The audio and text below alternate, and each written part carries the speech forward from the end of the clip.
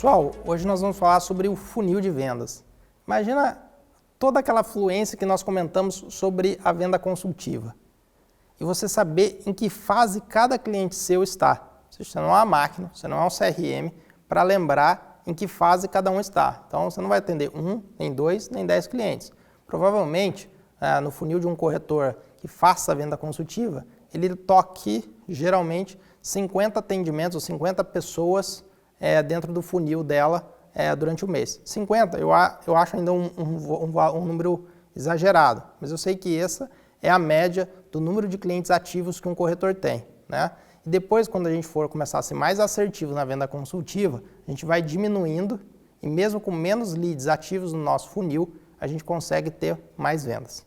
Para isso, eu vou apresentar dentro do CRM ou do aplicativo da Arbo o nosso funil de vendas e falar um pouco sobre como melhorar e como encaixar a venda consultiva em cada fase do seu funil e como organizar esse teu funil de vendas para melhoria dele e como algumas coisas um pouco mais complexas como o Growth Hacking.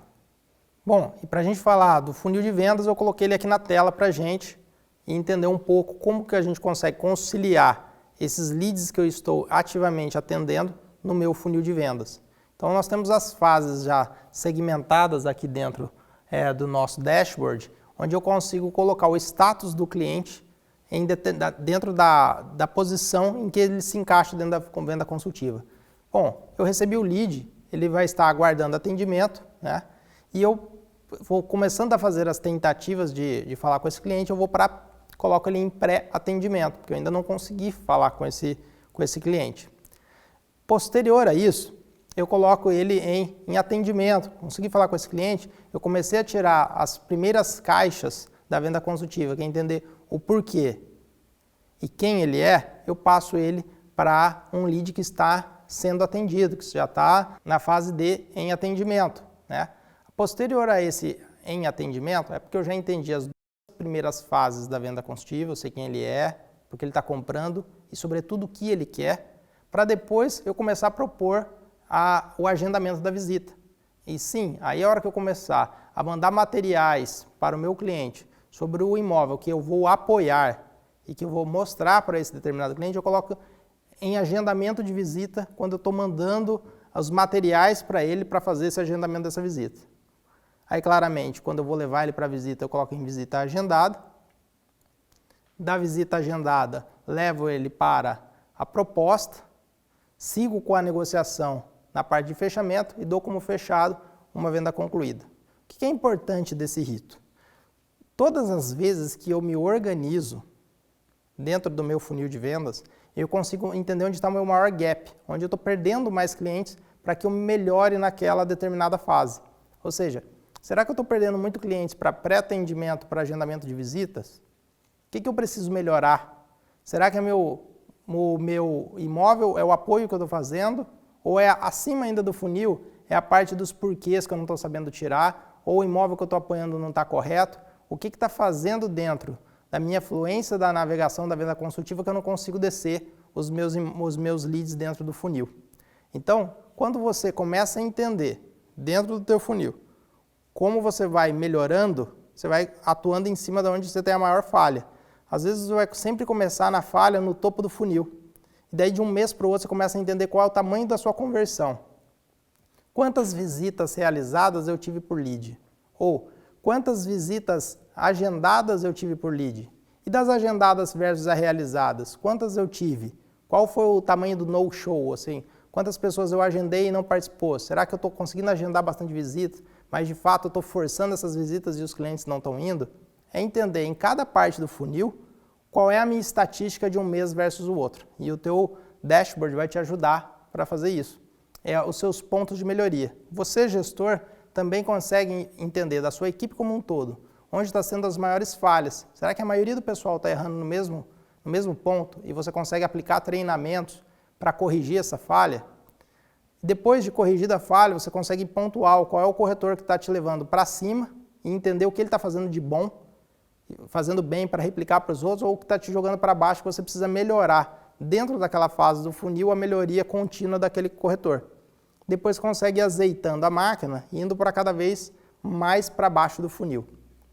Outra coisa bastante importante dentro do funil de vendas é saber retirar o cliente do teu funil de vendas. Por quê?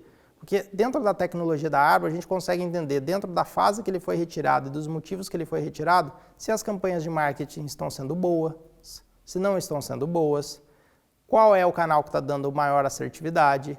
A gente pode forçar mais sobre aquele determinado canal, tirar campanhas que estão em um determinado canal porque está tendo muita desqualificação de lead, e aquilo também dá o feedback para a gente do que vem sendo bom ou não, tanto para a Arbor quanto para o time da imobiliária, saber qual é a fase do funil que está tendo a melhor conversão.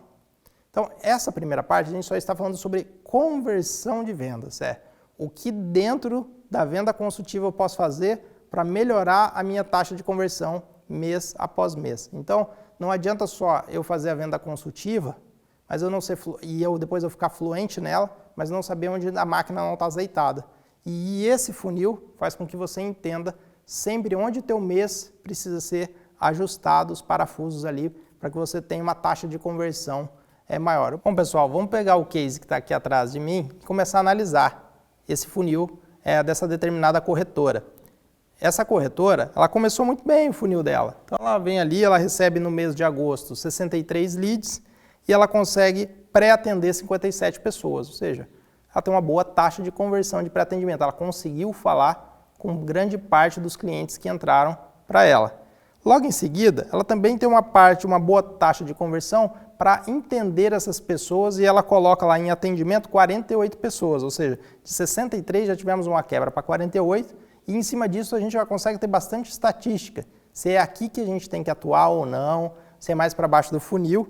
Das 48 pessoas, ela teve uma boa taxa de conversão para agendamento de visitas. 25% quase das pessoas saíram dessa fase de em atendimento e foram agendar visitas, 11 pessoas. Mas também já começa a ser um número que será que agendar 11 visitas sobre 63 leads é um número adequado para me dar as minhas vendas que eu preciso no mês? E aí a gente começa a precisar analisar. Ainda não sei, porque daqui para frente essa corretora começa a perder um pouco ela perde total governança sobre os números dela. Veja só por quê. Porque ela sai de 11 visitas agendadas e ela para de cadastrar as visitas que de fato foram realizadas. No caso aqui ela não sabe se ela conseguiu das 11, 5, das 11 às 11, das 11, 2. Será que ela está conseguindo agendar muito, mas não está conseguindo de fato converter as visitas, ou está convertendo? Ou seja, ela já não tem estatísticas mais para o próximo mês para saber onde ela atua nas melhorias.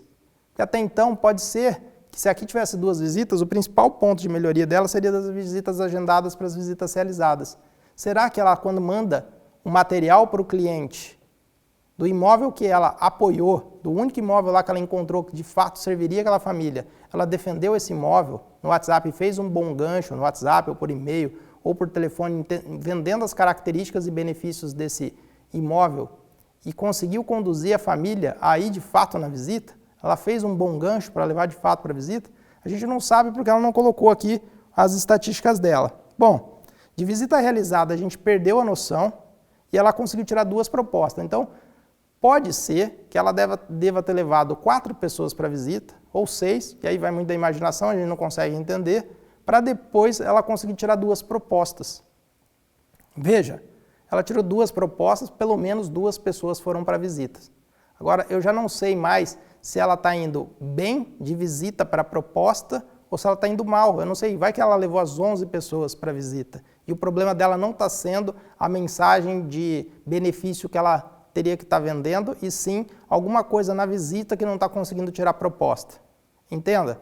Você não consegue tirar quais as melhorias da venda consultiva você tem quando não preenche o teu funil corretamente.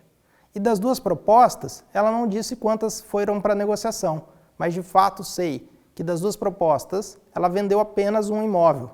Esse um imóvel é uma estatística boa entre visitas realizadas e venda, é uma estatística ok, parece que entre proposta e negociação de 2, ela fechar uma, 50%, pode ser bom.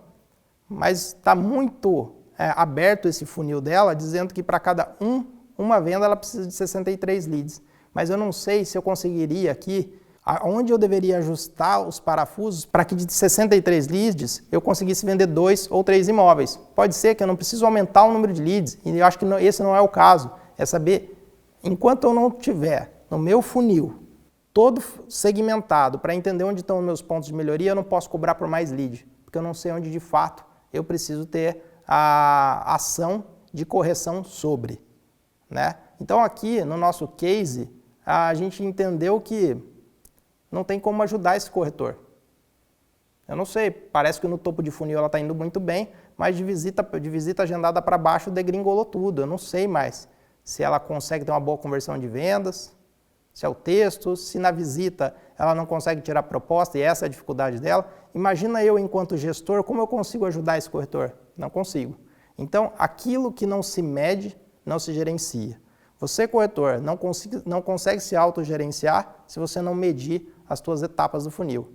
Você, gestor, não consegue tocar uma equipe se a sua equipe não tiver os números azeitados no funil para você promover pontos de melhoria global e individual.